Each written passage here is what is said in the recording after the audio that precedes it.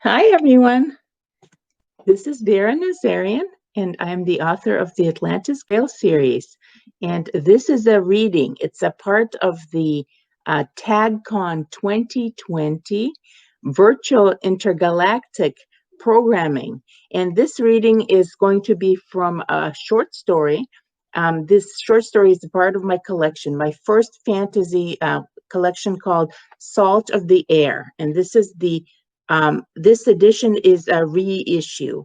The original publication was Salt of the Air was published by Prime Books in 2000 and let's see, I think it was either 9 or 6 in 2006.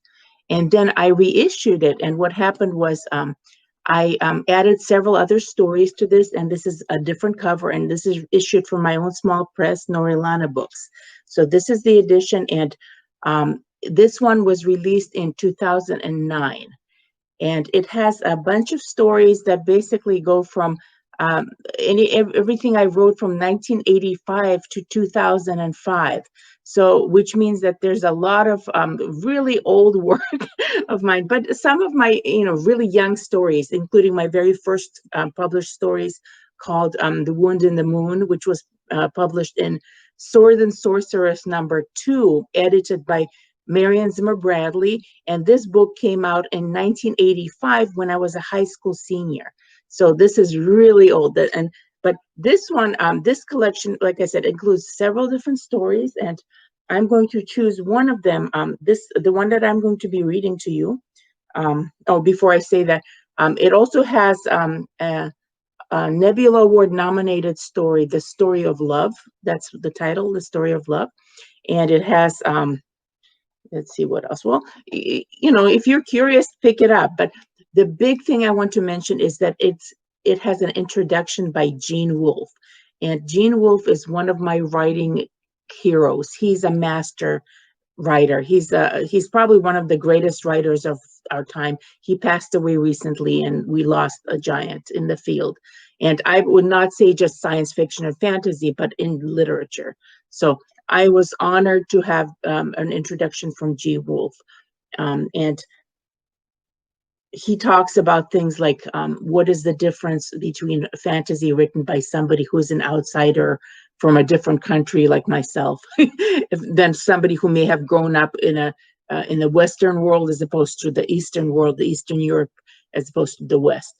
So, but anyway, it's a great introduction. I'm so honored to have had it. And let me just go ahead and read the story that's called I Want to Paint the Sky.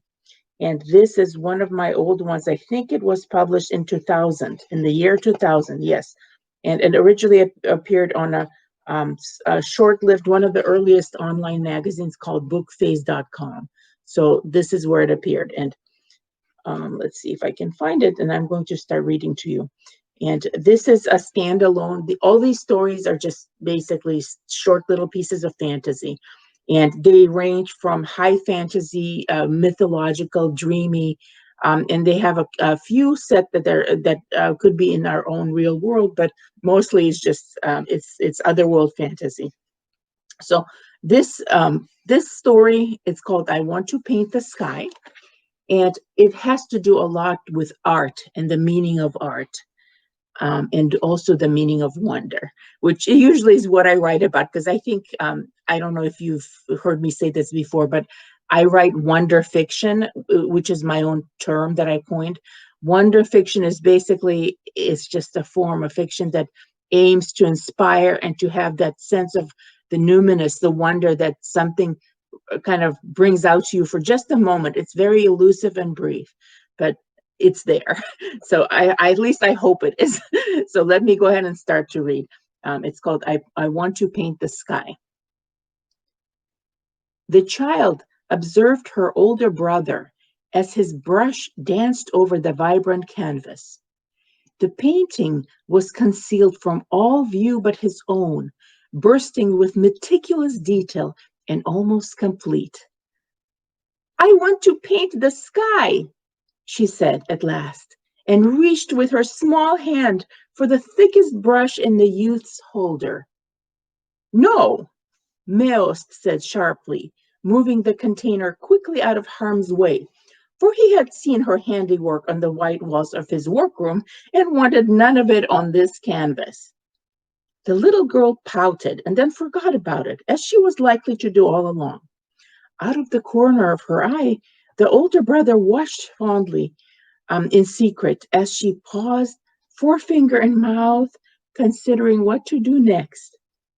Go away, go play with mother, he said sternly, lips quivering with secret humor. I must finish this painting for the beautiful golden-haired lord, the one you admired through the glass bead curtain. Yes, we saw you staring, little twit. I am not, she said, not little. Ah, but then you're my big twit. Now go, Everi, quickly, boo. She squealed and ran from him. And Meost once again picked up his brush. Odd that she had spoken thus, for of all the things he had yet to paint, the sky. Summers passed, and time had painted tiny streaks of gray and white distinction upon Meost's dark auburn locks. He was now the master painter in the land, and Lord Astian himself considered him one of the treasures of his realm. Many an image of beauty and vigor had Meost given to the Lord, creating his likeness, and anything else the Lord desired. Eviri, now 18, was an apprentice to her brother's craft. For the first 5 years, she was only allowed to watch him mix pigments, pour oils, and streak canvas with white ground. On the 6th year, a brush of her own was given to her, not too large and neither too small. She was not to use it yet, not until she was ready. Meanwhile, she could stand over her brother's shoulder and stare in fascination as he wrought marvels of rich color upon whiteness. Lord Astian himself, beautiful as a blonde god, often sat for portraits in Meost's rather small studio. Over the years, dozens of the Lord's likenesses hung in the halls of his palace like mirrors of his life. First was the portrait of Lord Astian as a youth. It was the same one for which he had sat that first time, long ago, while a little girl stood behind a glass bead curtain and watched her brother paint the beautiful golden-haired being with great violet eyes. Then she was too young, and beauty had merely meant wonder and brightness, like the rising sun, or a rainbow hung upon the vault of heaven. Next came portraits of Astian as a hunter, a warrior, a warlord. In the first, he rode a young white stallion. In the second, a great black war horse. And in the third, a gilded chariot. In each portrait, his hair was golden, spilled like a river of dawn, and his eyes violet and clear. Eviri longed to take out her own brush and try a likeness of the Lord from memory, but she knew she was not ready yet. Later, Meost painted his liege lord as a statesman, a ruler, a sovereign. He was shown standing upon a summit of a colonnade, or was poised behind a writing table filled with symbols of wisdom, or else was seated upon the throne of ivory and amethyst, the ivory being like his skin, and amethyst paling before the depth of his eyes. And in the last 3 years, Lord Astian asked to be portrayed as a bridegroom. He was immortalized thus in a bower of roses, beneath a full moon in the garden, before a single candle in a boudoir. These 3 last portraits were to be sent to a queen of a distant eastern land, who was being considered as a potential bride. The queen herself was beautiful as a dark beast of the forest, with skin like olives and hair like the absence of light. She had her own master painter at court, and he had created many likenesses that were sent to Lord Astian. Astian fell madly into awe with her, and was stricken by the finesse of the paintings. He had called Meost to him, and requested a portrait of himself, the one done to such perfection as yet unseen anywhere in the mortal plane of being. This portrait was to be returned to the Dark Queen and was to impress her beyond her ability to be impressed. The portrait was done, while Eviri cowered behind a thick curtain of velvet and watched the golden beauty of the subject being portrayed. Then was delivered to the Eastern land, and the queen was duly impressed. "Such a treasure indeed he is, your master painter," she had written to Astian. "And yet my own painter, Liveke, can match him in skill and artifice and subtlety of execution. Moreover, Liveke can exceed him in the sense of prophetic wonder that only the truest art can possess." "Is that so?" Lord Astian had exclaimed, his amethyst eyes narrowing in darkness. And yet there was nothing he could say now to his bride, for the queen, whose given name was Sivelas, was on her way here to his very own land. And supposedly her master painter was accompanying her as one of the wedding retinue. In the meantime, Eviri had ceased merely watching her brother work and was now mixing her own pigments, making her own boards, and stretching canvas. With them, she would walk in the fields and in the forests and in the flatlands that were the sun-drenched green grass. Where this sun-drenched green grass, swans flew overhead, and jackrabbits pounded through the sparse growth. There, she would set up her materials and paint the land, the earth, and sky, and creatures that inhabited both the realms. She then showed her completed images to Meost, and for the first time he stilled in wonder, drawing breath. Her images were neither alive nor realistic like a mirror. Rather, they were fabulous, brazen, impossible, unreal, and thus divine. More real than anything he'd ever seen or painted in all his years. For Meost knew in his wisdom that true fantasy is the only reality. "You have wonder within you indeed, Eviri," he whispered that first time. And suddenly, for the first time in her life, Eviri was sad, frightened, for she saw in her brother's honest, loving eyes that she had surpassed his own craft. Lord Astian met his queen in a chamber built like a faceted jewel. She arrived walking on a bed of silks that were strewn before her by running slaves, and the soles of her feet were more delicate than the cheeks of some maidens of the Lord's court. Sivelas looked into the amethyst eyes of her lord and bridegroom and was stricken by the first blush of wonder. For just as Libeke's wondrous masterpieces could never prepare Astian for her beauty, neither could Meost's one portrait of portraits express the true living radiance of the Golden Lord. But because Sivelas was more proud than even Astian could imagine, she forbade herself any further inner pleasure at his sight, and instead announced in a cool tone that before the wedding, there was to be one other thing that would finalize their union. Without it, Sivelas insisted, she would refuse to marry this blonde god. "Name your price," said the blonde god himself, as he trembled from the beauty of her and was taken with a fever of imagined intimacy. "You have a master painter, do you not?" Sivelas said. "I propose a competition to see which one is greater, your painter or mine." "They shall both paint." "What should they paint?" And she carelessly turned behind her to ask a courtier, who promptly answered like a mannequin. "Why, a scene, of course, your majesty." "Indeed, a scene. Let me see. A dawn, maybe?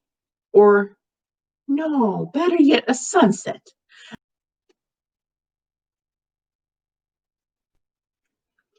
Let it be a sunset over your palace." "Certainly," Astian said, thinking that since Meost knew the palace so well, who but he would win such a competition? But the queen was not done. They must both paint in one specified day a scene of a sunset over your palace that would happen 2 weeks from that day. What? Astian said. I didn't think my lord was hard of hearing, said the queen with a light, beautiful, ironic sneer. But in case you misunderstand, I meant for our two marvelous artists to be placed in isolated cubicles, locked away from all views of the outside world, and not allowed to communicate to anyone who might give them an idea of what the trends in the weather are for the next 2 weeks. Thus, they are to sit and paint from instinct only, from the raw innermost urgings of their gut, what they think the palace would look like that in that one moment of sunset on that one day. What madness! Astian exclaimed. That is sorcery, not art. Not at all, she replied. Not sorcery, merely a test of measure of one's artistic, prophetic vision of wonder. The only definition of true art. Lord Astian stared at her, overwhelmed for a moment by her obvious superiority, not to mention her innate ability to add capitalized emphasis to certain spoken words. But then, since that was not to be tolerated, he smiled, and his amethyst eyes were lovelier than candlelight. Then so it shall be. I accept your challenge on behalf of my master painter, and I assure you he will win. And then, but the queen only smiled back with her lips, but not her eyes. Indeed, she said mockingly, he ought to win if I am to marry you. Eviri came upon her brother Meost, sitting with his head lowered, forehead pressed against his hands, a look of empty sorrow on his normally transfigured face. What is it, Meost? She asked, touching his shoulder like a dove. Nothing, little twit, he whispered, and then added, nothing, for I'm a dead man. He told her about the upcoming competition, told her of the secret conversation he'd had with Lord Astian, of how he begged on his knees to be spared this, but instead the Lord promised he will die and his family be forever dishonored if he were to fail. Hearing this, Eviri wrung her hands and then hugged him to her chest and smoothed his auburn and silver locks. They sat silent and hopeless thus, together. In 2 days, the competition was due to begin. The next morning, Eviri went to see Lord Astian. She had never been in the same room with him when he was only openly aware of her presence, nor had she ever acknowledged her existence, nor had he ever acknowledged her existence any more than one would note the arrival of a light breeze in the room. For the first time, the gaze of Amethyst's eyes directly met her own, and Eviri was struck with the first vertigo of self-acknowledged intimacy. In that primeval contact, a spark of wonder was born, and her heart was in that moment irrevocably changed. Rise, Meost's little sister, the Lord said, gracious and yet heedless despite the meeting of looks, as though a fine veil was drawn over him, preventing the true focus of his gaze. But she remained kneeling, both from terror of what she was about to ask, and because her knees had grown weak at the sight of him, grown weak from such a proximity to beauty. My lord, I beg you, spare my brother, she began. But before he could finish, the golden god frowned and exclaimed, what nonsense! What is it that you ask? Begone from my sight! You are never to be allowed into my presence again, and I promise to tolerate you in the same house, but only if Meost wins. Now, get out, idiot girl. And Eviri crawled out on her hands and knees, leaving behind a shattered illusion and one spark less of her soul's wonder. On the designated day of the competition, the two master painters were escorted under guard to two tiny isolated cubicles filled with artist materials and some water and provisions, and enough candles to last them overnight. They were to begin their work at sunset and finish all by the first light of dawn.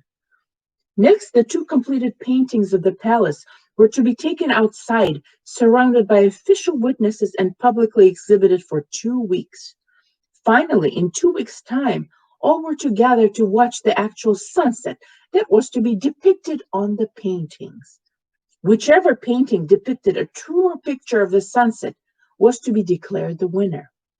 Meust was given snippets of advice by well-wishers, for he was a good man and was well liked at court and everywhere. The safest thing is to draw a sunset that would be most likely this time of the year, they all whispered in his ear. Aviri agreed, and filled with everyone's practical ideas, Meust took a big breath and, like a resigned, condemned man, entered his cubicle. The next morning at dawn, he emerged under guard, carrying a beautiful, exquisite scene of the palace, bathed in orange and lavender and topaz yellow, with small snippets of cotton clouds scattered in the sky.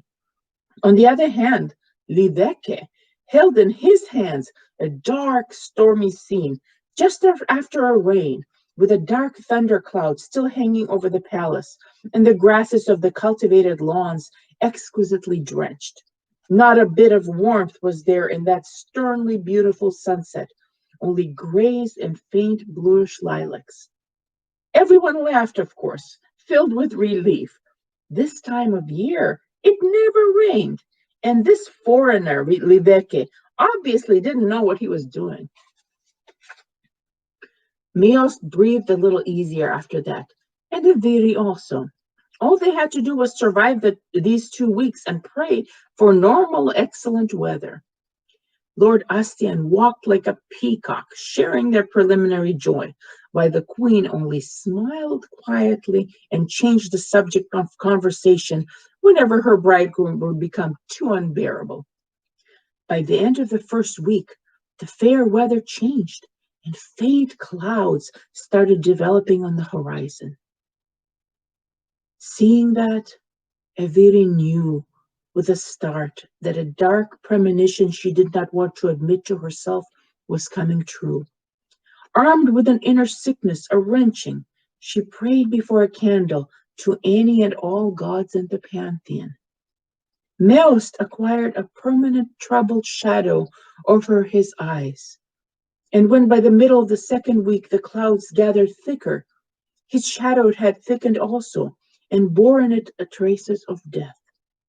The night before the eventful designated day, at the end of the 2 weeks, it rained. The rain came in a downpour all through the night and into morning, and did not let up all afternoon. The sky was gray like a dove's wing or a bitter man's smile. Clouds grew like thick funeral veils over the palace. In Aviri's room, a single candle burned as she knelt praying violently to gods that refused to hear her or simply refused to reply. And because of that, she snuffed out the candle eventually. With eyes like ghosts, she dug and rummaged through a small box of her most intimate belongings until she found her brush. She had not touched it yet, had not used it ever. This first brush that was a gift from Meust. Neither big nor small it was, but just right. When the sun began to lean toward evening, through the thick soup of the cloud mass, Aviri snuck outside, carrying with her a parcel. Inside were some paints, oils, thinners, while next to her heart, wrapped in a silk handkerchief, lay her brush. Her thoughts were somewhat mad, broken up, random. I'm going to repaint his painting, she whispered to herself over and over as she ran through the wet streets of the city. I don't care if everyone already knows what it looks like, I am going to repaint it. At the palace, the two paintings were exhibited side by side in a brilliantly lit glass hall under heavy guard. Both the master painters were already present, also under guard. Liveke had a pleased look on his little clever face, while Meust looked like a dying man. Seeing that, Eviri's innards contorted, and she stood staring through the fine glass into the well-lit hall and watched her brother's slowly dying eyes. She watched the bright orange shades of his painting, trying to memorize each hateful line, it seemed, each garish mockery of the present reality. She stood thus and forced herself to look and remember, and rain once again started to fall. Or was it something else running down her cheeks? In an hour, it would be sunset. Lord Astian was in a thunderous mood. Why not dispense with the formalities? He mused out loud. Meost had lost the competition and might as well be executed now, before the sun sets. But the queen stopped him with an elegantly raised wrist and a little smile. Not yet, my lord, she said. Not yet, according to the rules. However, she added, may I recommend my own executioner? Just like my master painter, I assure you he would do the superior job. At this, Astian flared. Never fear, madam. I think we can manage ourselves in this one instance. And the Lord's executioner was called to attend and stand ready. Half an hour left, and all watched the sand run out of hourglasses or the pendulum swinging on the great hall clocks. Finally, it was time to go outside and tediously witness that which was universally known to all since morning. No one saw a shadow of a young girl streak across the lawn, carrying a small box of supplies and a brush that was neither too large nor too small, but just right for her slender-fingered, beautiful hand. Unknown to all, she spread out her box of paints and poured out the oils.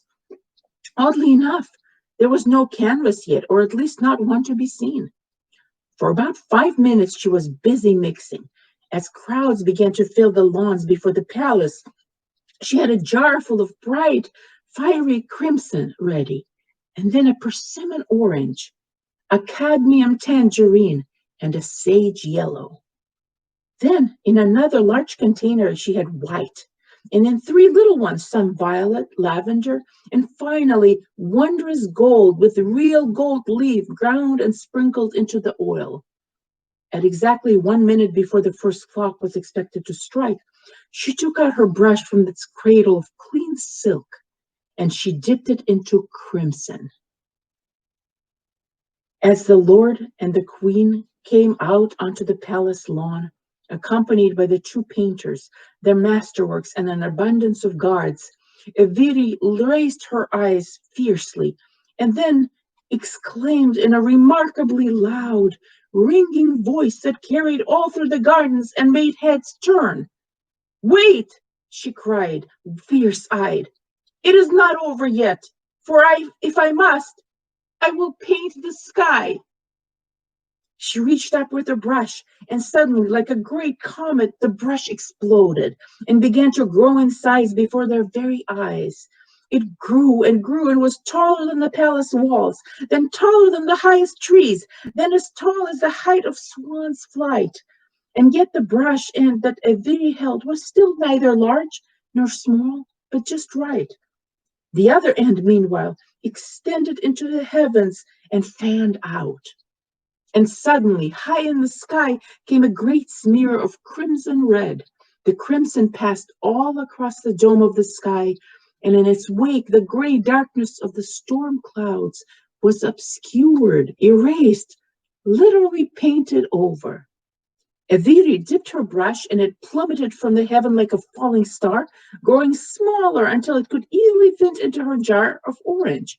And then up it swept again, and grew and left streaks of burning orange light next to the smear of crimson. Orange blazed, overshadowing the clouds, and was like a window of warmth through which the setting sun could suddenly reflect. The next time the sky brush dipped, it touched yellow, and then carried it up in the air and splattered droplets of saffron like dew, like early evening stars.